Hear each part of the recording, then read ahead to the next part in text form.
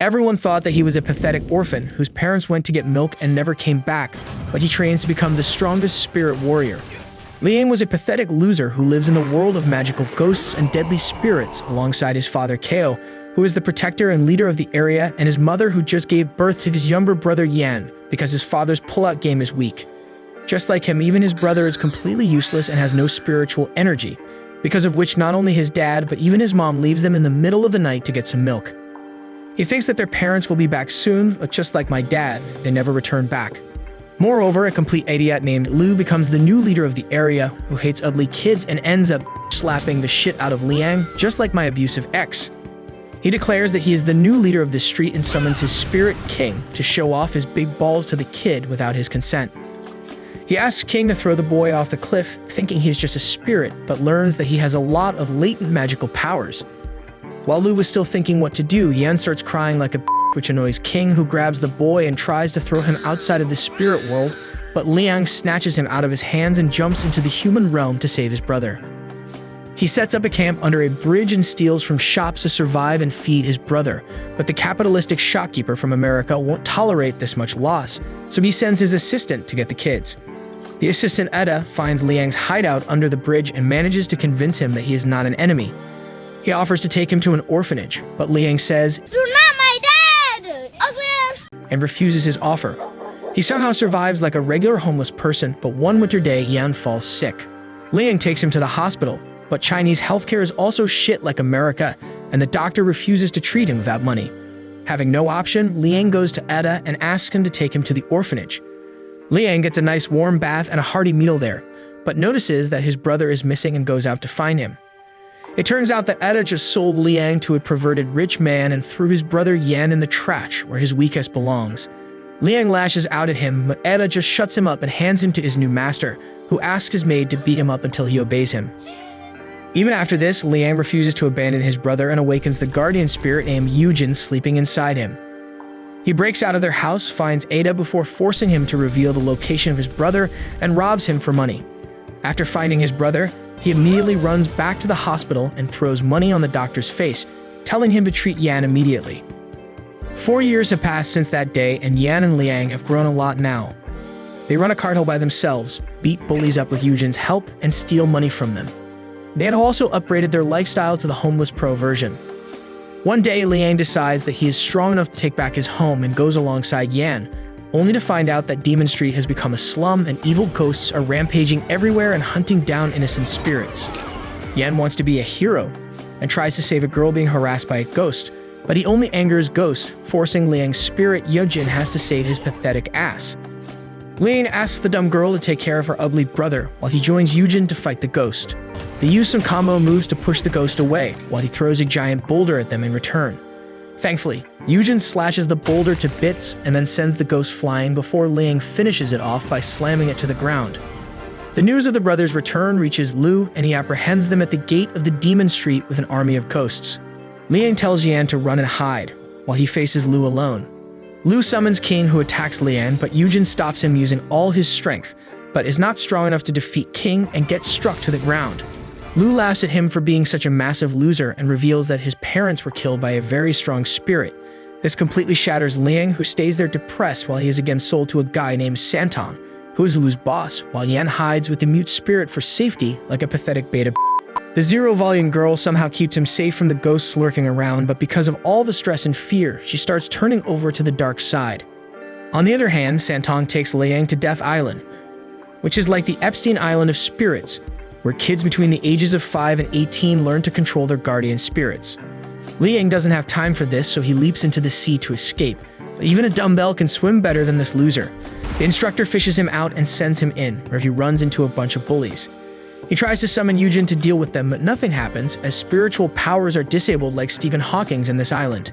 The bullies start whooping his ass after that, but a white-haired boy named Liu arrives there and summons his 3 guardian spirits to scare the bullies away. Liu learns that Liang wants to escape this island to protect his brother and offers to help him escape from it. They climb to the top of the tower on the island, where Liu reveals that the only possible way to escape this place is to jump into the sea from this height, as this place is fake, and the real world is located at the bottom of the sea. Liang trusts in his new friend and jumps off into the sea, He keeps on sinking and successfully comes out in the real world, where a fisherman rescues him.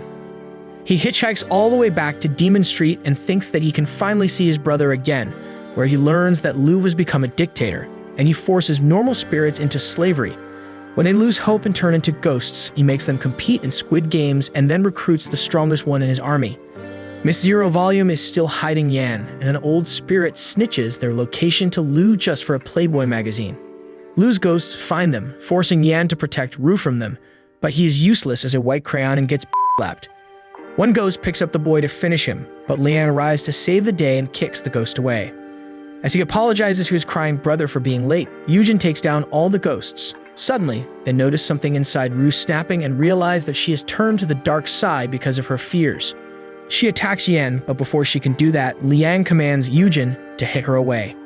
The poor Yan refuses to believe that the gentle Ru could turn into a ghost and starts crying. Liang just wants to put her out of her suffering, but Yan declares that he won't let him harm her. Liang tells Yujin to release the girl so that his brother can learn a lesson. When she tries to attack Yan once again, he finally realizes that his brother is right. Liang then commands Yujin to take the girl down and end her life, and he obeys. The mute girl smiles as she is purified, and poor Yan's heart is broken. At night, they create a grave for her and plant a flower there. Yan blames Liang for her death and declares that he hates him, Yujin, and all other spirit hosts.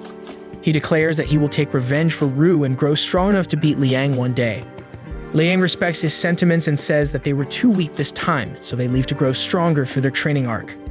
They return to their base under the bridge and start training by reading Dragon Ball and Naruto manga. A few years pass and the brothers grow stronger together by training day in and day out, and they finally decide that they are ready to take back their home. They reach Demon Street and Yan saves an old man who was being bullied by a group of ghosts. He easily takes down the ghosts using martial arts, but spares their leaders so that he can tell Lu about the return of the true master of the Demon Street. As soon as Lu hears this news, he commands his ghost army to deal with the intruders. He decides to join the fight too, but by the time his lazy ass arrives there, Yan has already defeated the ghosts he sent. Lu summons King to fight him and Liang comes forward to take him down. Lu commands King to attack them and Liang summons Yujin without doing the dance move as he has mastered his spiritual energy now. Yujin beats King while Liang takes down Lu and then tells him to get lost. Liang then leads his brother back to their home and finds that their name tags are still on it. Suddenly, Lu arrives there for round 2. He breaks a piece of the sacred tree's bark and consumes it like forbidden chocolate, which increases all of his stats by 100 points. He enters Vegeta's Ultra Ego mode and summons King again to attack the boys. Yujin immediately moves to guard his master, but King is much more powerful now, and one hit from him sends them downtown. Yujin somehow manages to keep his master alive while Yan is still at the hill. Lu arrives downtown and continues his attack, and Liang and Yujin try to fight back, but they are not strong enough and King easily defeats them. Lu picks up the injured Liang and thrashes him, but then Yan arrives there and kicks him into a wall, saving his brother. King rushes to his master's side, giving Yan and others enough time to escape. Lu is not injured, but he is pissed now. To end the fight quickly, he feeds the bark of the sacred tree to the ghost's army so that they can become much stronger. One superpowered ghost finds the brothers at the gate of Demon Street. Yan rushes to attack it, but his kick is useless against the ghost and Yujin has to step in to save his pathetic ass. Liang wants to get out of Demon Street, but Yan sees the roided-up ghosts burning the city and killing ordinary spirits. He declares that he will stay back to save his people, and Liang shuts him up with the Will Smith slap. He grabs and carries Yan to the gate, who keeps on calling him a coward for running away. However, Liang says psych at the end and yeets him out of the gate, saying that protecting Demon Street is his responsibility alone. While he is completely out of energy and gets ratioed by a group of ghosts, and even Yujin has become weak after fighting continuously.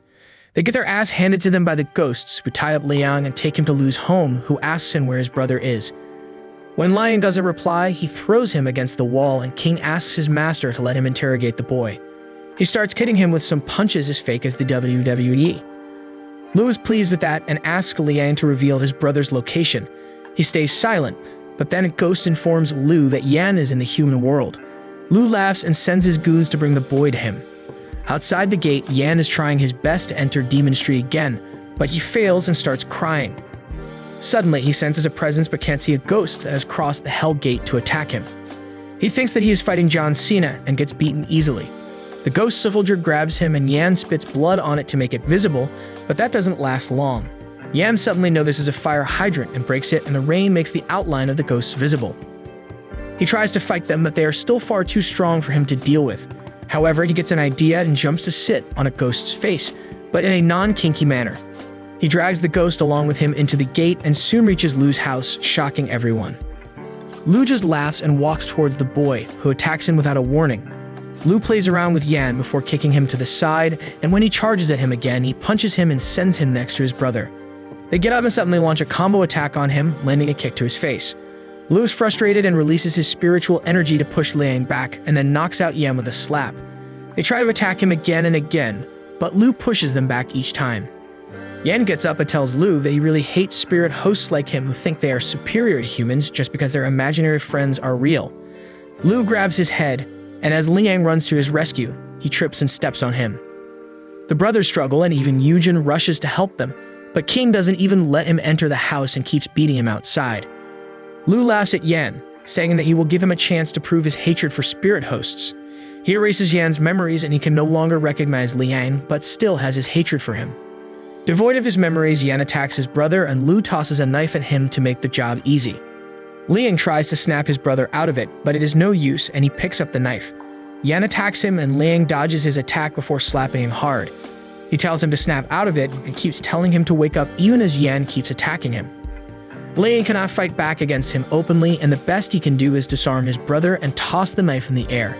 However, Yan kicks the knife towards Liang, and it barely misses him and hits the sacred tree. Nearby, Yujin has been defeated by the king, but he still gets up to help his master. Lu doesn't want him to interfere in his fun and tells King to kill the spirit. King fires warning shots at Yujin, but he keeps on walking and doesn't stop even as his legs and back are pierced. He gets close to Liang, but then an arrow pierces his heart and he falls to his knees. Meanwhile, Liang has suffered severe damage at the hands of Yan, and he is bleeding on the ground. Yan picks up his knife to finish him off, but just as he is about to stab him, he suddenly stops and starts crying as he asks Liang who he is. Liang smiles as he tells him that he is his brother, and Yan is confused because he still can't remember him. Liang tries to remind him of the good and bad moments they have spent together. Yan believes him, but then suddenly, Lu arrives behind them just then and pushes the knife Yan was holding into Liang's heart. The brothers are horrified as they see this, and Yan is overcome with pain. He feels lost in the darkness when suddenly, he hears his brother singing the lullaby he always used to sing while putting him to sleep, and as he holds his imaginary finger, his memories return to him. However, it is too late because Liang dies immediately after that, and Yan can only cry. Lu tells him to stop crying, and when he doesn't stop, he tries to hit him. Just as he is about to hit him, a spiritual energy thunderbolt almost Pikachus him, but King saves his life. Lu can't understand where the spiritual energy is coming from because the boy is an ordinary mortal, but the two guardian spirits understand what is happening.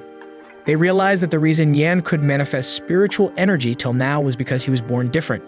He was born with a rare warrior's body that allows one to have more than one guardian spirit. Seeing this, Yujin realizes that he must use the forbidden treasure he carries to save Yan. He breaks the arrows piercing his body, stands up, and takes out the box he is holding behind his back. He opens it to reveal a legendary artifact called Yama's Staff, which can only be activated by sacrificing a life. The staff starts glowing brightly, and Yujin sacrifices all of his remaining spiritual energy to unlock its seal. The bandages covering the staff come off, and then it squirts an enormous amount of spiritual energy that takes the form of 7 guardian spirits. A spirit named Shevuchu descends on the ground and declares that he will serve Yan from now on. Yujin starts disintegrating and makes his final request to the 7 spirits, asking them to look after the boy on his behalf. Shu and the other spirits decide to lend their powers to Yan and enter his body, but not like the priests do, and he screams as he feels their power. It is already morning, and Yan puts his brother to rest on the ground as he gets up to avenge him. He calls the staff to him and summons Shu. They walk towards Lu, who has lost all hope of winning, and accuses them of using cheat codes. He sends King to attack the boy, but Shevuchu catches him, while Yan gets closer to Lu and hits him with a mighty punch that sends him crashing into his house. He then walks to the house, dragging the staff to the ground and setting everything it touches on fire. Lu begs him to not come any closer, but Yan keeps on attacking him. Lu blocks his punches, but then Yan hits him with his staff and kick combo. He catches up to him mid-trajectory and hits him with another powerful punch, sending him crashing into his minibar. Lu finds a broken glass bottle and attacks Yan with it, but he hits him for a home run with his staff. He then leaps on top of him and starts bashing his face in until he breaks through the roof. The house burns and collapses around them, unleashing the evil spirits that Lu had kept locked in his basement for experiments. Lu opens the gate, and the evil spirits attack Yan and pin him down, and he unleashes his power and blows them all away with the house itself. Su Chu and King saw the explosion right in time, and they rushed to the house to protect their masters.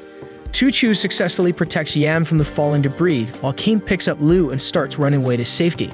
Suddenly, they hear the sound of a horse running towards them and find that Su Chu is coming for them with a giant lollipop. Lu is borderline Delulu and commands the king to fight him, and the spirit has no choice but to obey. He gets wrecked by the giant lollipop mace, and Su Chu tells him to stop or he will be completely destroyed. Lu still keeps telling him to fight, and his voice attracts all the ghosts that used to serve him, and they too want to get a piece of him. After getting surrounded by them, Lu can only call King to help. Despite being near death himself, King rushes to Lu's side, starts fighting the ghosts, and defeats all of them. However, he exhausts all this spiritual energy in doing so and starts disintegrating. Lu can't believe it, and he loses his mind just as his guardian spirit vanishes. The necklace proving that he is a leader flies away from him, and Su Chu decides to put him out of his misery. Yan arrives there at the last moment and stops Shu from crushing the pitiful man. Instead of killing him, he throws him into the mortal world, saying that death will be an easy punishment for him, and he should suffer all his life. Outside, Lu keeps acting like a big shot and immediately picks a fight with the local gangsters, who beat him half to death. Inside, Yan sits on the pile of rubble, holding the namigs of his brother and himself, waiting for Liang's spirit to show up on Demon Street. Finally, after 7 days, the rulers of the ghost world decided to make him the next leader of Demon Street and sent their representative, Santong, to talk to him. Yan doesn't want to talk to him and commands Su Chu to finish him, but Santong tells him to stop as he is here to make a deal on behalf of the ghost world. Suddenly, Yan hears Liang's voice and turns around to see the spirit form of his elder brother. He runs to hug him and starts crying, and after a while, Santong tells him that he is now the leader of the Demon Street. However, there is a condition for that. Yan must go to the Death Island to complete his training and master his spiritual energy to become a real leader. Liang stays behind to protect his home and wishes his younger brother the best of luck after an emotional goodbye. Yan completes his training on Death Island and then returns home when he becomes older than Liang, who could not grow because he is a spirit now. With that, the two brothers promise to look after their Demon Street together. 10 years later, their normal life is going to be interrupted by a woman called Xia. She is an unemployed Chinese loser who grew too old to work in a sweatshop and couldn't find a real job. On her first day at job hunting, she ran into a super shady fortune teller, who is none other than Santong. As she refused to believe in his astrology bullshit, she got run over by an edgy food delivery guy who shook her down for some cash and then told her to be grateful that he is not a truck driver. After that, she got rejected by more people in a day than I have been in my entire life. At night, as she is thinking about starting OnlyFans, she gets a message about an urgent job interview. The dimwit Xia immediately rushes to the address given in the message and reaches the place called Demon Street. Even though the street clearly looks like the scarier version of NYC alleys, she stupidly goes inside, not realizing that she crossed an invisible force field. Only after a few minutes of walking does she realize that she is screwed. This was no job interview and she was called into the hood, either to be disassembled and put on sale in the dark web, or to be kidnapped and shipped to Epstein Island. She freaks out and tries to run away, but it seems like her sense of direction is a carbon copy of Roronoa Zoro. She gets lost on straight streets like an imbecile, and as she is checking out her smartphone, she bumps into a ghost. Steph thinks it is a movie prop, but then the ghost suddenly attacks her, and as she crawls back, she finds there are more where they came from. She realizes that she is screwed and starts running, unaware that someone has noticed her and the ghosts. The ghosts trip her and start approaching to run a train on her, but then suddenly, their heads are pierced by knives and they fall. Sa looks up and sees a man holding a giant wrapped schlong that he uses for nightly fun, and his brother juggling knives next to him. The man with the giant schlong is none other than Yan, who has grown up to be a Sigma male, while his brother, Liang, is still the same old. Yan leaps down to the road and creates a giant flame pillar as he lands before taking down the zombies in a crappy 3D fight sequence.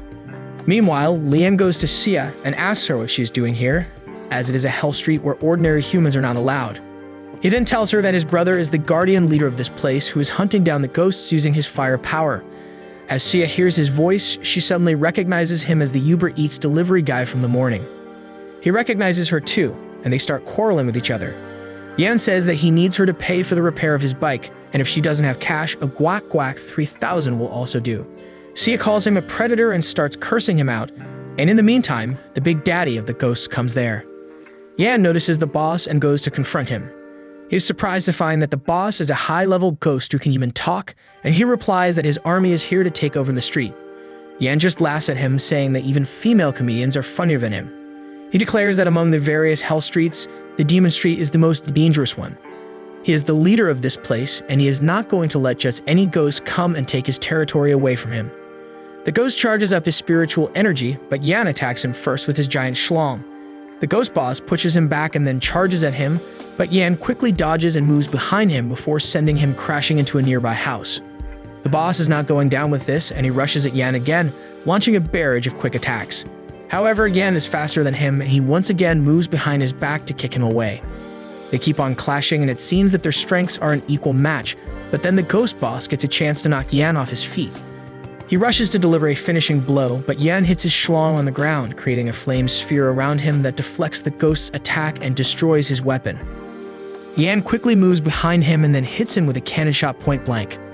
Xia gets so wet that NASA can send a Mars explorer between her legs as she sees his power, and Yan acts smug. However, the fight is not over. A giant snake emerges from the fire and attacks him, taking him to the sky.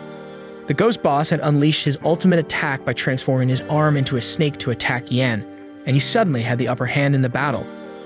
He keeps attacking and pushing him back, but then Yan grabs the snake and swings it around, which is a pretty accurate image of me every night.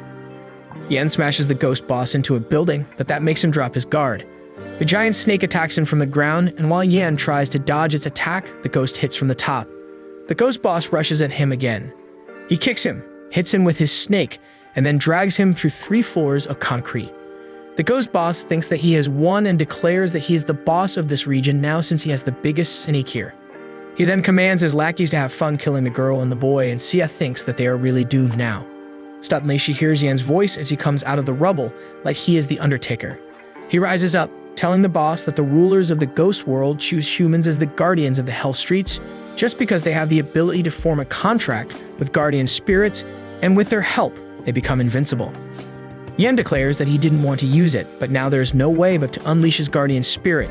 He summons his spirit, Su Chu, the giant flaming knight, wielding his giant-ass lollipop. Yan commands Su Chu to finish the ghost, and he immediately crushes him with his heavy mace. The impact of the attack is so great that it crushes the street, knocks out all the ghosts in its path, and creates a lava pit at the bottom.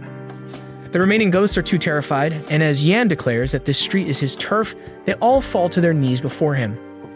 Xia passes out after seeing all this, and she has a dream where a pair of eyes surrounded by chains are looking at her. She wakes up in a cold sweat and then notices that she is still on Hell Street. She freaks out and asks if it means she is dead, but Yan tells her not yet. He informs her that every Hell Street is protected by a spiritual barrier that ordinary humans cannot enter. If they do, the leader of the street has full rights to use his physic powers to fry their brains and turn them into vegetables. Yan activates his psychic powers and menacingly approaches Xia, promising to be gentle with her. She is terrified and begs him to stop, and he suddenly tells her that there is one case in which humans can enter the Hell Street, and that is if they are spirit hosts and can contact guardian spirits. Since Yan cannot sense any spiritual energy from Xia, he's about to air fry her brains when she throws her purse at him. He angrily tosses it away, and her documents fly everywhere, and a peculiar black card lands on Liang's desk. He reads it and shows it to his brother. Yan is shocked to see the name of Santong, who Xia recalls as the shady fortune teller she met earlier. Yan is suspicious now and tells Xia to explain exactly how she came here. She shows him the message she got calling her for an interview, and the brothers realize that it is a psychic message sent to her by Santong, and it means that the girl has some amount of spiritual power. Yan also has some old scores to settle with Santong, and seeing that Xia was another victim of his pranks, he decides to have mercy on her and send her back home. He takes her outside and tells her to get on his bike and hold tightly so they can feel some jiggle whenever he brakes. They ride out, and Xia finds that Hell Street is a whole city. Yan explains that it was initially just one street in the beginning, but since the population of humans increased, the population of spirits also increased. He adds that the rulers of the ghost world have the duty to guide the spirits to the other side. However, because of the huge population problem, the spirits have to wait for so long that many of them lose hope and turn evil like the ghosts they met last night. It is the duty of leaders like Yan to keep the evil spirits from attacking normal spirits and ordinary humans. He tells her some crazy multiverse theory and how there are billions of Hell Streets and an equal number of leaders who are supposed to look after the spirits there. Xia then asks him about the giant spirit he summoned yesterday, and Yan summons him once again to show off in front of her. Chu comes out riding a gigantic burning horse like the Ghost Rider from another universe. Yan claims that only those humans with strong guardian spirits can become leaders of the Hell Streets, and then they get priority to enter the afterworld, while ordinary people have to stay in lines that are longer than the lines on the day a new iPhone releases. Suddenly, he stops the bike as there are a lot of ghosts lingering around the area. Yan tells Xia that Hell Street is centered around the hill, which is his home, and the farther they get from it, the greater the chances of finding ghosts are. He tells her to cling tight to him as he drives straight through the horde of ghosts, knocking them left and right. Chu follows him closely, finishing all the ghosts that his master knocks down. Yan then takes a sharp left turn and enters a street that is as wide as an average bathroom in New York. The bike barely crosses the narrow street and then jumps in the air before landing on a flight of stairs. Yan probably gets a rush as he feels two balls jiggling against his back while riding the stairs, and he decides to drive straight into the wall in front of them. Xia fears that this is going to be a silly way to get easy-cade. But it turns out that it is some Harry Potter-style shit, and the bike crosses the wall to enter the mortal realm. Yan drops Xia home, and he is not going to be happy with just a thanks because bro is a hustler. She reluctantly pays him and then asks if the person named Santong, who sent her to the street, is also a leader, and Yan replies that he is not. Santong is someone who has been sent to the human realm by the rulers of the ghost world to find humans who can become high-level spirit hosts. Xia doesn't think she's anything special, but Yan writes something on his hand and shows it to him. She can read the glowing letter, but a passing student can't see anything. Yan explains that he used psychic power to write the message and only high-level spirit hosts can see it. He believes that Xia has a high-level guardian spirit sleeping inside her. Even though she might not realize it, the spirit will make itself known through some strange dreams over time. With that, Yan tells Xia to never come to Demon Street again, because he wants nothing to do with her or Santong. He doesn't care if the man was sent by the lords of the ghost world themselves, and the only thing he knows is that Demon Street is his turf. Hearing those words makes Xia feel a rainstorm in her pants, and she can only stare at Yan going away. At night, Xia can only think about his words about how she has a high-level guardian spirit, but she might never see it normally. She is pestered by this and decides to Google 101 ways to awaken your guardian spirit, but all she gets is some unrelated ads and some scammy websites. Despite that, she decides to give it a try and starts acting cringy in front of the mirror. She thinks she's a magical girl or something and calls forth her guardian spirit, but of course nothing comes. She tries everything she can, from Power Ranger catchphrases to Expecto Patronum, but the result is a whole lot of nothing. She falls to her bed, dejected that she is a loser who can't do anything right, and starts fantasizing about Yan. That gives her an idea, and she realizes that he can teach her how to summon her guardian spirit. So, like an imbecile, she goes to Demon Street at night once again.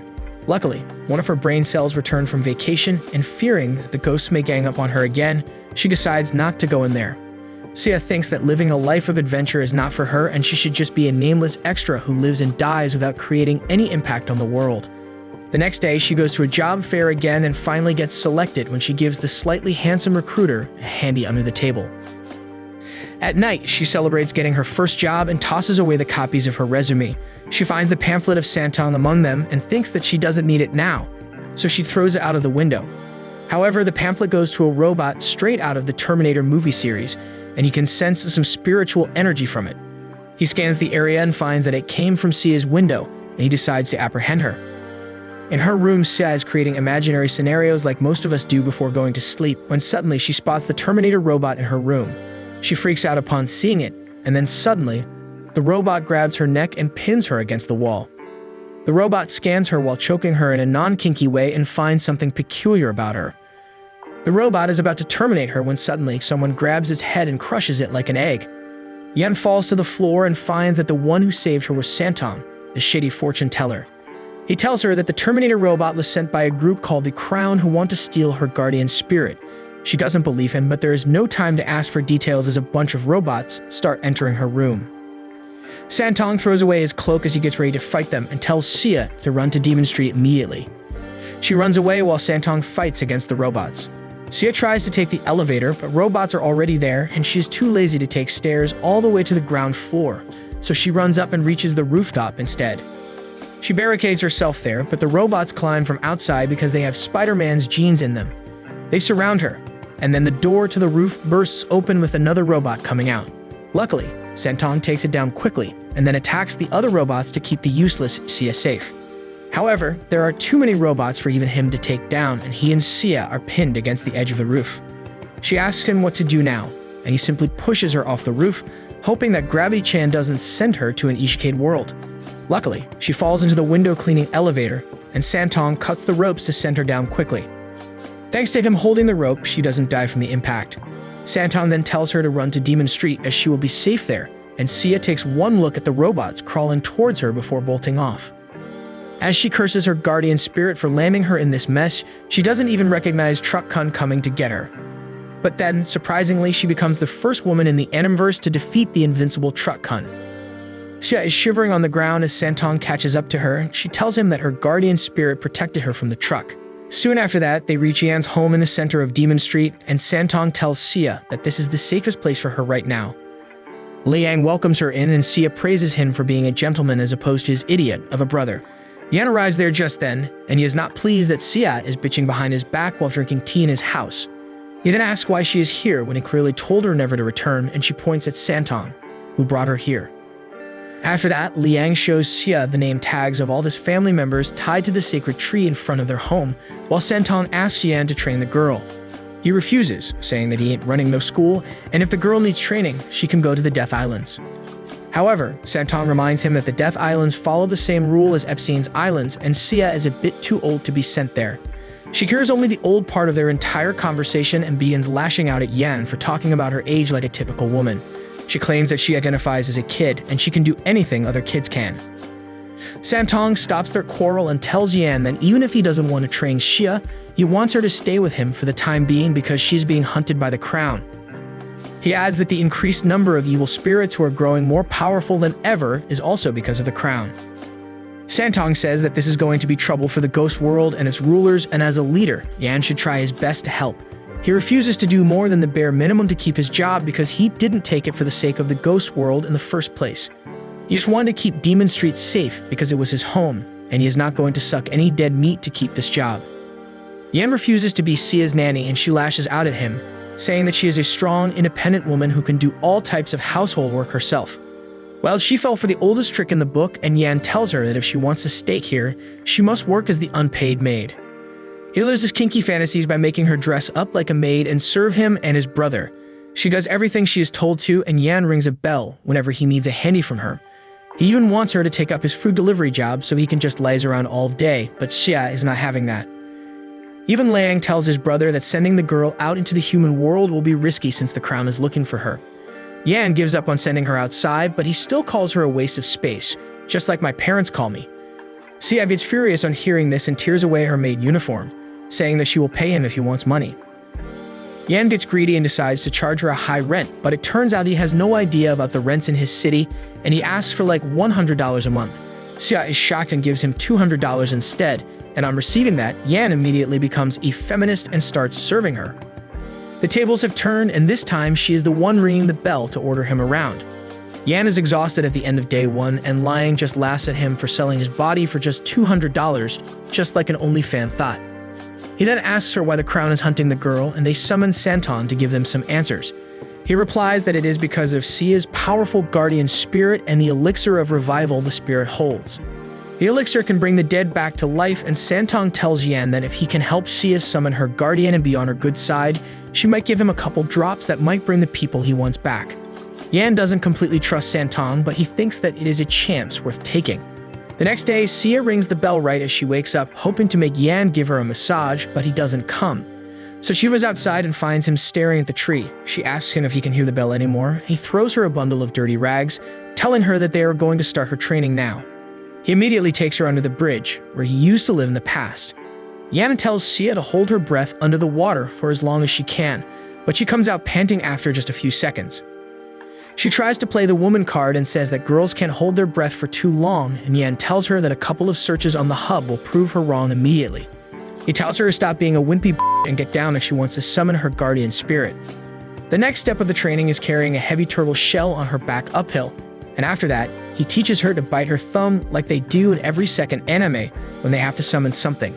Next, Sia has to swing Asta's sword from Black Clover, and after that, she trains to become Roronoa Zoro. Later, Yan teaches her how to break wood with headbutts, but the only thing she breaks is her nose. At the end of the day, Xia is exhausted, but Liang tells her that this is the correct method to train, as it is written in the holy books. Xia is curious about finding some serious kung fu manuals, but gets pissed when she finds that Yan was training her with One Piece and Dragon Ball mangas as a reference. She immediately calls Santong to complain like a Karen and says that Yan is teaching her based on what he sees in comics. She complains that it is a big deal that he is not teaching her properly, but Santong takes Yan's side and says that the teaching method is for him to decide. Hearing this, Xia declares that she cannot stay at this place any longer and tells Santong to take her along instead. He refuses, saying that he is on a dangerous mission to find a criminal on the run who has been spotted nearby. Yan is curious about the case, and when Santong says that the name of the criminal is Long Dao, both he and his brother are agitated, because he is the man responsible for the death of their parents. Santong tells them to calm down because the spotting is probably fake news, and they won't find the real Long Dao even if they try. With that, he takes off, and Xia is frustrated because he didn't do anything for her. She refuses to believe the bullshit Yan is selling, as all he tells her is that everything can be achieved by believing in one's goals. He's also not dealing with her tantrums anymore and says that a person who cannot believe in themselves cannot believe in anyone. He doesn't want to help any hopeless loser like that, and Xia is stunned because no one has given her a reality check like this in months. At night, she can only think about him when suddenly she hears a boom in the distance. Xia looks out of her window to see smoke rising from a part of the city and goes to check what's happening. Liang tells her that it is an attack from evil spirits and asks her to come along to see how they deal with it, because that is also part of training. Yan says there is no need to carry a deadweight like her along with them. He rides off with Liang on his bike. Xia is pissed now, so she decides to follow him purely out of spite. Yan and Liang reach the site of the incident with a giant bandaged Swang. He jumps down and summons his guardian spirit, Xu Chu, and they start wiping the floor with the ghosts one by one. Yan then jumps high in the sky and launches a powerful attack on the ghosts, showing them Oppenheimer in 4K. As he comes down, the fire dies. A ghost tries to attack him, but Liang takes it out using a dagger. He then joins his brother and tells him that the level and number of ghosts attacking them are increasing. As Santong had told them, it has something to do with the crown, and Liang thinks that they are running an experiment to check how strong the defenses of Demon Street are. Yan blames it all on Xia as he begins fighting with the next wave of ghosts, and soon Xia also arrives there and sees him fighting. As she feels the Amazon River gushing between her legs, Liang comes to her and says that her brother was not always so strong, and neither did he have the strong Xu Chu by his side. Suddenly, a ghost creeps up behind them, and Liang knocks it out with one punch before telling Xia that the size of the body has nothing to do with true strength. He picks up the sword of the ghost he just knocked down and attacks the ghosts surrounding them to show Xia that true strength comes from believing in oneself. He knocks down a few ghosts with the sword and then ditches it to use his kicks to fight. The ghosts are no match for his speed, and Liang defeats them easily. He then rushes towards Xia, who's unaware that ghosts are approaching her, and saves her useless ass. He then lectures her, saying that if she believes in herself and puts in a lot of effort, she can grow strong even by following any comic. Seems like the Riz runs in the family, and Xia feels that even Liang is man enough to fulfill her desires. Soon, Yan finishes up all the ghosts and they call it a night. The next day, Xia resumes training with all her heart, and now she can hold her breath for over 3 minutes at a time. Yan is pleased by this and declares that she is ready to practice summoning a spiritual guardian. Later, as Xia meditates under the giant tree, she sees another glimpse of her sealed guardian spirit, and as he tries to approach her, she pisses her pants and breaks the meditation. Liang is there to provide her backup, and she asks how her meeting with the guardian spirit went. She replies that the spirit appeared to be grumpy, and Liang finds that odd. He explains that guardian spirits mostly show themselves when their master is in danger, and Xia immediately recalls how he saved her from Truck Hunt earlier. She thinks that she must have done something to upset the spirit and decides to ask Yan about it later. Speaking of Yan, she realizes that he has been missing from home a lot recently, and Liang says it is because he is looking for the criminal named Long Dao. Yan is traveling throughout the city, contacting other leaders to see if they have any information on Long Dao. One of the leaders, who is on good terms with him, says that he has heard nothing about the criminal but advises him to stay away from him as this case falls under the jurisdiction of the ghost world. Yan isn't a sucker for rules and authority, so he keeps looking into Long Dao, asking both guardians and common people if they have seen the man somewhere. As he is asking an employee at a gas station, a member of the crown is spying on him through a robot. He thinks it is the correct time to make a move on Xia, since her bodyguard is not near her. But then a truck passes in front of his robot, and in just that time, Yan vanishes from sight. He goes right behind the robot because he spotted it following him a long time ago. Yan takes off the robot's head and then notices that even Santong is lurking nearby. He asks Santong why he is following him instead of finding Long Dao, and he replies that Yan is doing his job already. Long Dao killed Yan's parents and left him to become a Batman without generational wealth, and now he wants vengeance against him. Santong tells him that no one has been able to find him for over a decade, and on top of that, there is no concrete proof that he killed Yan's parents in the first place. That is why he wants him to focus on protecting Sia from the Crown, as they are trying too hard to reach her. Santong believes that the organization might find a way to enter Hell Street without spiritual powers, and to find out what they are up to, he decides to hack into the robot's system. He is able to connect with the officer from the Crown, who knows a lot about the way Hell Street works. Santong tells him that it is not manly to hide his name in a fight, but the villain just laughs him off, saying that he has already won the fight. He tells Yan that Sia is not safe even in his Demon Street, because even though he cannot enter it, he can hire someone who can. Meanwhile, Sia is still trying to meditate, even at night. Liang asks her if she can't sleep because she is worried about his brother, but she won't admit to that. Instead, she is worried about her safety. She thinks that the Crown must know that she is hiding here, and in Yan's absence, they may try to attack her. Despite Liang convincing her that it won't happen, she can't help but worry. She thinks that the problems with her guardian spirit are connected to the Crown and to the criminal named Long Dao as well. Liang wants to let her cook, but then suddenly, he senses something flying towards them. Sia falls on her ass, and Liang stands guard in front of her, facing a giant spider demon. He tells the girl to run back into the house and let a man do the job of protecting her, but she tries to be a feminist. However, one attack from Liang cuts the rock behind her in half, and she quickly runs back to the safety of the house. The spider demon attacks Liang, who simply jumps up to dodge him and then throws his lightning-imbued knives at it. The knives hit the demon with a powerful electric current, but that is not enough to do any serious damage to it. The spider then squirts a web at Liang, and he dodges it, only to find that it was sharper and more powerful than a sword as it cut through his wall. As Liang is distracted by Sia, the spider shoots the web at him, but he decides to take it head-on. He rushes towards the net, tearing it with his lightning knife, and then attacks the spider only to get bitch-slapped into the storeroom. Sia tries to help him but gets stuck in a web, and the Crown officer who is watching this laughs, thinking that his victory is certain. Yan tells him that it is too early to count it as a win because desperate situations bring out the true power of people. The man simply laughs at him as his spider covers and gags Sia with its silk, making sure that she cannot even try to summon her guardian spirit. Well, Yan tells him that he was never expecting anything from a woman anyway, and the one whose potential he was talking about was his own brother. Suddenly, Liang does the signature move to summon the guardian spirits and summons a steampunk knight named Tang Liuyu. He rushes towards the spider demon and cuts off its arm with a single slash before his spirit gives him a powerful punch. The spider realizes it can't win like this and unleashes the eggs on its back all around the place to help it fight. Liang tells him that just doing this won't be enough to defeat him. He commands his spirit Liuyu, who summons a portable missile launcher and then takes to the skies along with its master. He launches the missiles, which fly up and collide to create a spiritual circuit. Liang declares that he will finish the fight with his best move and rains lightning attacks on the spider and its kids gathered below. The lightning rain causes serial explosions and turns the yard into something like my local roads.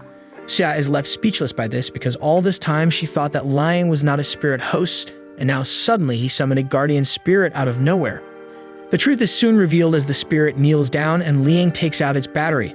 He explains to Xia that it is just a mecha who runs on a spiritual rune, probably like the Terminator robots that are after her life. Xia is depressed that a literal kid without a spiritual guardian is more powerful than her, and she realizes it might be because she is a woman. She asks Liang to make a mecha for her too because her spiritual guardian doesn't seem to come out no matter what.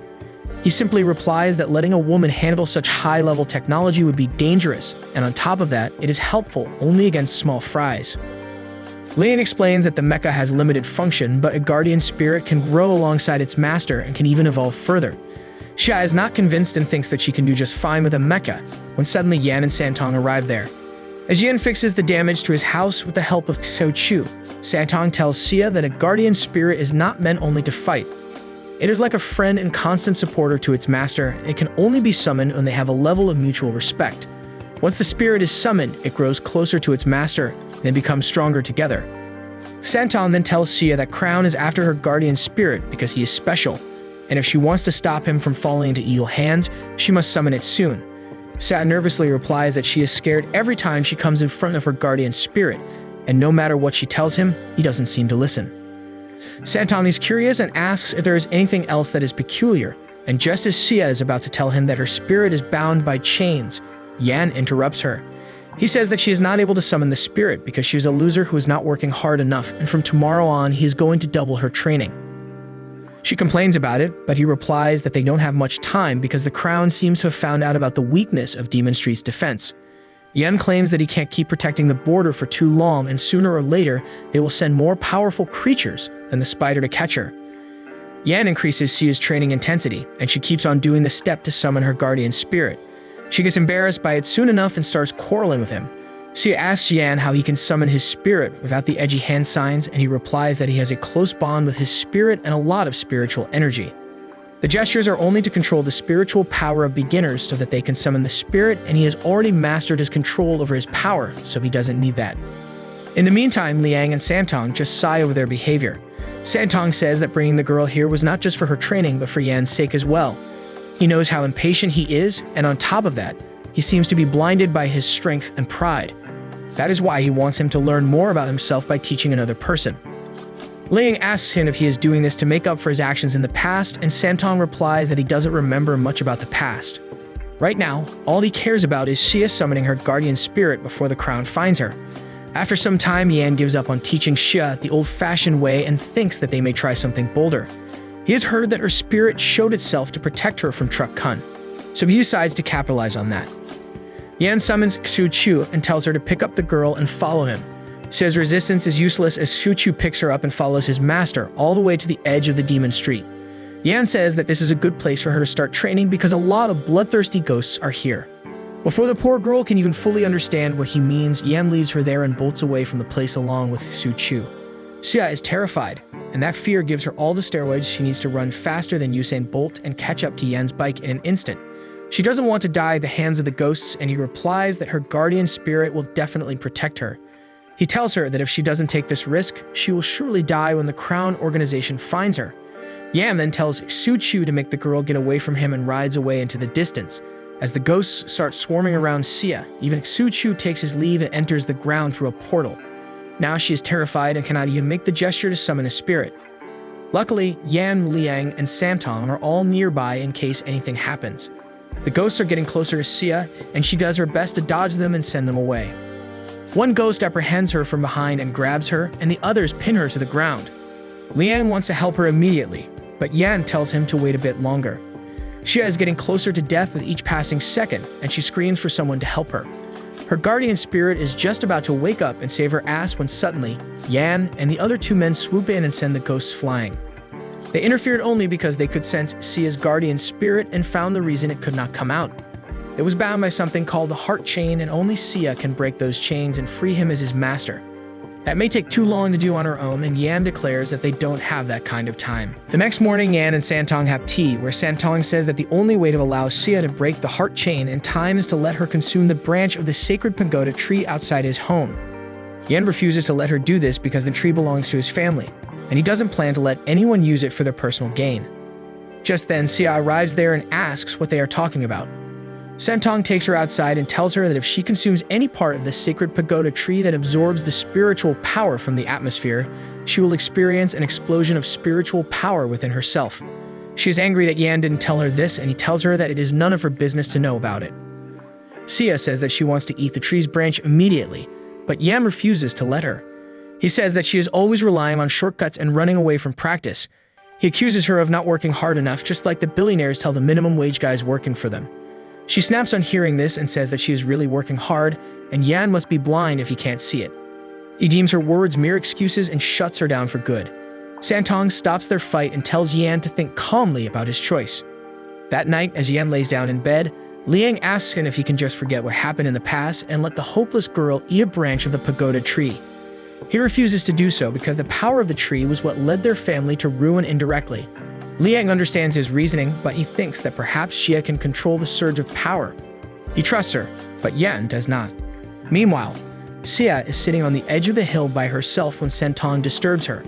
She takes him as a free therapist because he is partly responsible for all her troubles. Xia has started doubting herself after what Yan said earlier, and she thinks that she really is a coward. Santong tries to convince her that she is working hard, but they do not have enough time to achieve the results using the old way. She asks him what she should do in that case, and he simply tells her to decide it herself because it is her life. She gets even more depressed after hearing his answer, because if she had made better choices in the past, she wouldn't be here like this. Santong leaves with that, and moments later, Sia decides to take a closer look at the sacred pagoda tree. She walks around it in circles and finds the name tag belonging to Yan and his brother. That reminds him of his harsh words from earlier, and she decides to pay them no heed and steal a branch from the sacred pagoda tree. She starts climbing the tree, thinking about all the failures in her life, which is basically 80% of the total time she has spent living. However, as soon as she reaches a branch, Sia really starts thinking that she hasn't tried hard enough, and she is always relying on others for help. She decides to get down from the tree without stealing anything and decides to work hard by herself to free her guardian spirit. Yan, who was watching everything from the window, is pleased that she made the correct choice. He returns to his room after that, but then suddenly feels disturbances all around Demon Street. He runs outside, followed by Liang, and even Santong comes there. They notice a portal open up in the sky, and the man from Crown, who wants to kidnap Xia, is there with all his robots. He commands them to infiltrate Demon Street and bring the girl to him at all costs. The robots run wild in the streets and harass every idiot who thought that AI could never take over humanity. Everyone runs for their lives as they get their asses beat, and Xia and Liang wonder how the Crown could open a portal in the sky. Yan says that it doesn't even matter, summons Xu Chu, and tells him to close the portal. Liang also wants to join the action, but Yan tells him to stay behind and protect Xia. Yan and Xu Chu head to the area where the robots are attacking people and take them down quickly. The robots are no match for Yan, and he hits them with the Stickman Legends combo, taking a huge number of them down at once. He soon reaches closer to the portal in the sky, and as he looks inside it, he finds that the Crown has infiltrated the Demon Street using another Hell Street. As he is about to head closer to the portal and destroy it, he sees another portal open up in the distance. Yan is surrounded by robots, so he tells Xu Chu to head to the second hole and fix it while he deals with this one. Back at the hill, Xia is worried that Yan is in danger and urges Santong to help him, but Liang tells her that his brother is quite strong. He thinks that Yan won't have any problem dealing with the intruders, even if there are two portals in the sky. He jinxes himself by saying that, and a third portal opens up near them. Xia can't leave it to Yan anymore and tells Santong to prove himself useful as she pushes him towards the third portal. As Yan notices the new portal, he decides to use his full power to end things quickly. He unleashes the fire sealed in his giant schlong to send the robots attacking him flying away. He then erupts in flames, dealing with all the robots at once and challenges their boss. The boss realizes that he can't fight against him, so he sends more robots down while running away like a rat. While Yan, Xu Chu, and Santong fight at the three fronts, Xia can only worry about them. However, Liang notices a pattern in the opening of the portals and realizes that the next one might open right behind their house. He climbs on the rooftop and summons his mecha spirit Liu Yu to set up a trap for the enemies when they come. His prediction is so good that he can earn the top prize in every fantasy sports league. A portal opens right next to his house, and Liang commands his spirit to use their ultimate attack and rain thunder on them. He attacks the robots at their base without giving them a chance to even enter Demon Street. Santong has also finished his task, and he is impressed by Liang's abilities. Xu Chu also defeats the last few robots remaining on his side, and Yan is the last one to win his battle. Xia, who has been watching everything like a useless decoration, feels guilty that she couldn't help. When Liang tries to comfort her by saying that they will keep on protecting her even in the future, she gets even more depressed. She doesn't want to be a weak woman who needs to be protected by men all the time. Xia says that she is useless, and Yan arrives there just in time to tell her that she is right. He says that she was too weak to stay in the human world and came to Demon Street, and even though she is way too old to learn the ways to command her spirit, she is still trying. He then praises her, saying that despite being weak and useless, she has not given up, but being a woman, Xia could not hear anything after Yan called her old. Soon, Santong comes there and remarks that the odd couple is quarreling again, and both of them hate that he ships them together. He then points out that even though they defeated the intruders this time, it is clear that the Crown has the ability to enter Demon Street as they please. Yan wonders how they could use other Hell Streets to enter his territory and what the other leaders were doing. Santong leaves to investigate things further, but as soon as he enters one gate, he finds the exit to the human realm has been blocked. Meanwhile, Liang also gets an idea, and he thinks that the portals are in 4 cardinal directions, and it seems like they are going to be used to perform some kind of seal. Well, he jinxed himself again, and suddenly, all 4 portals release a strong beam of spiritual energy that gathers right over Xia. The beam travels to the ground and Yan reacts quickly and saves Xia from getting hit by it. However, that was not an attack, but a way to send the crown's hidden weapon to the Rakshasa realm. Yan and Xia notice a demonic wolf monster with 3 heads in front of them, and Xu Chu warns his master that the monster is really powerful. The wolf appears really furious, and as it roars, Xia wets herself. She asks how such a powerful monster can enter the demon street, and Yan says that it is no big deal. The barriers surrounding the hell streets are not that hard to break, and a monster this powerful has more chance to do that than weaker beings. However, Yan thinks that the monster is too dumb to break into the demon street by itself, and there must be some sort of mastermind nearby. The monster rushes to the city and starts attacking people. Everyone runs away from it, but a girl who is hiding in an alley out of fear gets found out. The wolf monster is about to have a late-night snack thanks to her when Yan arrives there to confront it. The monster tries to attack it, but Yan kicks it away before it has the chance to do anything and saves the girl in the same swoop. The girl reminds him of Rue, the zero-volume girl, and seeing him distracted, the wolf monster attacks him with a fire breath. Luckily, Xu Chu saves him, and Yan tells the girl to run away and hide. Xia and Liang are watching this fight from a distance, and Liang says that his brother has been protecting Demon Street from the very beginning, and that is why he gets angry whenever someone tries to start something on his turf. In downtown, Yan and Xu Chu are fighting against the fire-breathing wolf monster. It attacks Xu Chu with a fire breath, but he manages to block it, and then Yan tackles the wolf before he can use another fire breath. However, he's only one guy and the wolf has 3 heads, so doing that is a bit difficult. Because of the battle, one of the spirits hiding nearby loses all hope for the future and suddenly turns into an evil spirit. He attacks a woman next to him, but luckily, Yan notices it in time and holds the man so that others can escape. Meanwhile, the damage from the wolf's attacks is getting more severe, sending more spirits to the dark side. Yan won't let that happen, and so he creates a portal himself and asks Xu Chu to get ready for a change on the battlefield. Yan shoots the dog with his schlong, irritating it enough to make it follow him into the portal. Xu Chu also follows them, and the portal closes. They enter a desert, where Yan and his guardian spirit can use their power without holding back. Xia is happy that Demon Street will not be damaged anymore, but then suddenly, Liang senses an attack coming towards them. He quickly deflects it before asking the attacker to show himself. The crown official comes forward and introduces himself as Hale, the 9th strongest person in the group. Just one look at him and Liang can tell that he is not allowed within 500 miles of schools. Even Xia can tell that he is the type of guy to push LGBT propaganda into school books, and she immediately hates him for it. Hale says that he is here for her guardian spirit, and to get to her, he had to break through 4 different hell streets. As he is going on with his evil monologue, Liang suddenly attacks him, declaring that he won't let anyone harm Xia or this place. Hale just laughs at his confidence and tells him that he just defeated 4 leaders who were all stronger than him. Liang is nervous now, but he is not about to give up yet and summons Liu Yu again. Hale just snickers at him, saying that he knows about the power and limitations of his mecha. He knows that Liu Yu can use its ultimate attack just once a day, which he has already done. He laughs, saying that the battle is quite easy for him now, and he doesn't have to worry about a single thing. On the other hand, Yan and Xu Chu are about to let loose on the wolf, who attacks them first. Xu Chu intercepts its attack with his giant lollipop and smacks it away, but the wolf still hits him with a point-blank fire breath. Xu Chu keeps on keeping the wolf busy and gives Yan the time to charge a powerful attack that blows it away.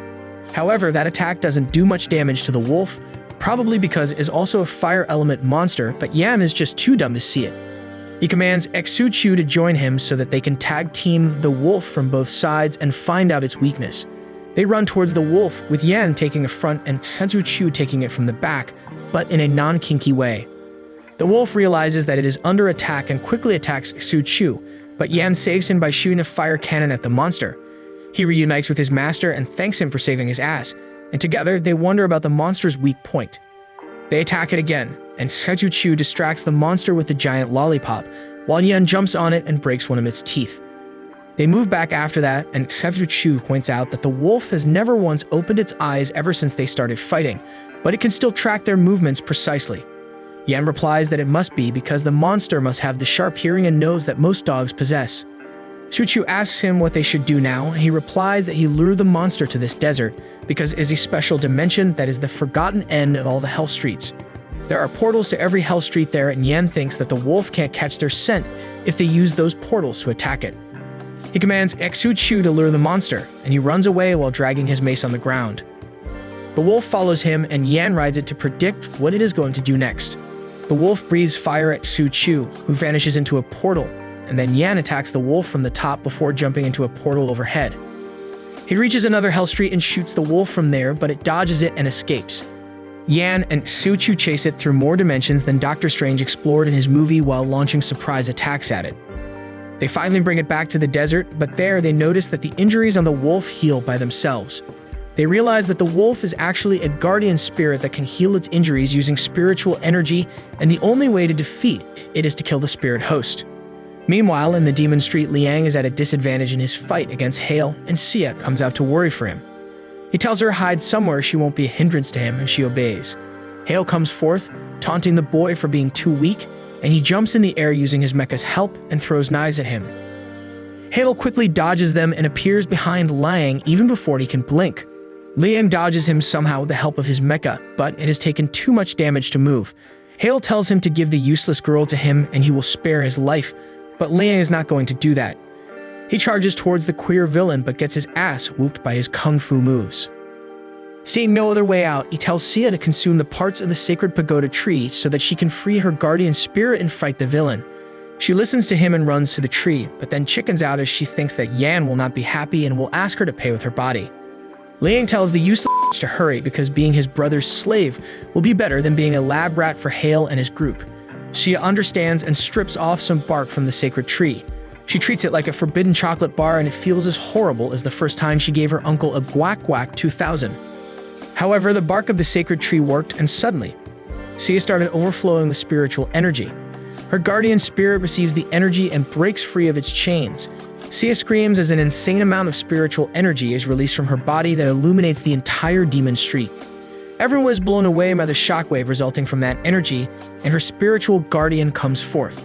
He is completely out of control, and Sia thinks that it is because he was chained for too long. However, as the spirit starts shooting laser cannons out of its mouth, she realizes that they are all screwed.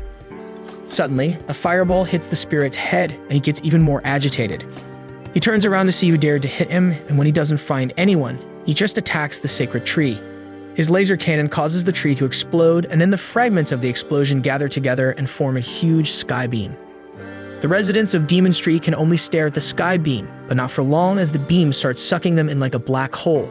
They get sucked into the pillar of light, and Sia can only scream what is happening. Hale gives her the answer, telling her that the sacred tree serves as the border between the ghost world and Hell Street, and now that it is gone, the spirits will get direct entry into the ghost realm without any papers. He says that now both worlds will suffer because of this and tells Sia to come with him if she wants to live. She is too dumb to make decisions for herself and looks towards Liang, but finds that he is too busy clinging to a rock for his dear life. The realization that Liang is not a human but a spirit hits her like a truck, and she walks towards him to keep him safe. He loses grip on the rock and flies away, but she grabs his hand at the last moment. She promises to keep him safe, no matter who he is. Sia wonders where Yan is when they really need him, but he is too busy dealing with the three-headed wolf with Deadpool's healing factor. He tells Su Chu to surround the wolf in a fire circle so that he can finish it with his most powerful attack. The Spirit Knight obeys and creates a fire circle around the wolf. Yan jumps up to launch his ultimate spiritual cannon at it, but then suddenly, the wolf vanishes as the pillar of light is visible in the distance. Yan wonders what is happening and calls Su Chu, but finds that he is not nearby. He tries to return home with a portal, but arrives in the mortal realm instead. He takes another portal and arrives in the Chinese version of The Little Mermaid. He finally realizes that space is distorted and deranged like my drunken ex, and there is no way for him to return home. He only wishes for his brother to be safe, who is clinging to Sia with all his might so that he isn't sucked into the ghost world. Meanwhile, Sia's berserk spirit has not yet calmed down, and Hale approaches it, trying to get it on his side. However, the spirit releases a burst of energy that knocks him off his feet, but being a pervert, he likes it. Suddenly, Sia's grip on the rock slips, and she has to let go of it. She somehow keeps holding on to Liang's hand, but Hale sees his chance and trips her, sending her flying too. On the other hand, Yan takes a portal that leads him to a room covered with talismans and finds Santong kneeling on the floor. He asks him what the hell he is doing here when Demon Street is a mess. However, as he touches him, Santong collapses and Yan realizes that he has been dead the entire time. Yan finds some strange markings beneath the talismans spread on the floor and clears them to see a message from Santong, claiming that he was ambushed and severely injured. He writes that the crown is not the only power that is challenging the authority of the ghost realm, because a third power has also risen up. Yan realizes that the Santong he has seen in the last few months is an imposter and immediately rushes back to the portal he came from. Back on Demon Street, Sia has still not been sucked into the ghost realm because she grabbed Hale's hair at the last moment. He tells her to let go, but when she doesn't listen, he attacks Lian. Sia loses her grip over him and tries her hardest to reach him as he is sucked into the beam, but it is useless. However, Yan arrives there just then to save the day, and he grabs his brother's hand and pulls him closer, promising that he will never let him die again. Xia is moved to tears seeing this, and then Yan asks Liang what's happening. He explains how he could not fight off Hale and asks Xia to eat the bark of the sacred tree, but her spirit messed up everything and blasted the goddamn tree. Yan is angry at her, but he just asks her to look after Liang as he heads to face the queer villain. Hale laughs at him as he declares that he will show him the true power of a high-level spirit host and summons the three-headed wolf, which was his spirit. He uses a forbidden technique and becomes one with his spirit, but Yan only says that it will be easier to defeat him in this form. Hale attacks him immediately and pushes him back. Yan counters with a spirit cannon shot, but Hale deflects it towards Sia's spirit, who gets enraged at him and uses his laser cannon on him. Luckily, Xiuqiu arrives there just in time to protect his master. Yan tells him to handle the berserk spirit while he deals with the unholy union of man and beast. Xiuqiu rushes towards Sia's spirit, blocking its laser cannon and hitting it with some heavy jabs, while Hale attacks Yan with full speed. He simply dodges the wolfman's attacks and even manages to push him back. However, Hale uses his dark spiritual energy to attack him, and even after blocking it, Yan is flung high in the sky. Hale reaches behind him instantly and smacks him into the ground, calling him a disappointment. However, that was a mistake as the bandages around Yan's schlong have already started to unwind, revealing that it is an ancient artifact belonging to his family. Yan uses it to command his second guardian spirit to show itself. Hale is on his back now as he realizes that Yan is a special human called the Warrior Body who can command more than one spirit. Yan tells him to relax because he is not going to fight his spirit because he summoned it just to fight the berserk guy in the background. On his cue, the second spirit rushes to aid Xiuqiu, and Yan declares that he can fight with his full strength now. He attacks Hale and keeps him on his toes while his spirits are whacking Sia's spirit from both sides. The berserk spirit tries to show some kung fu moves to face both of them together, but it is useless in front of two bigger and more powerful guys. In frustration, he shoots his laser cannon everywhere, almost hitting Yan. Using this chance, Hale tries to pounce on him, but Yan's second spirit comes to his rescue and slaps the hybrid villain into the ground. He then punches him with full power, and Hale is so scared that he separates from his spirit. Yan's spirit number 2 pins the wolf to the ground and then prepares to take care of the villain, but then Yan tells him to go and support Xiuqiu, who is having a hard time. He obeys and leaves, and then Yan approaches the terrified Hale and tells him that he has no chance to win against him because he doesn't just have 2 guardian spirits, but 7 of them. Hale pisses his pants on hearing this and rides his wolf to escape. Sia tells Yan to follow him, and he replies that he doesn't have enough energy to summon 2 spirits and chase someone at the same time. He thinks that controlling Sia's berserk spirit is going to be tougher than he expected as well, but then suddenly, the fake Santong makes his appearance.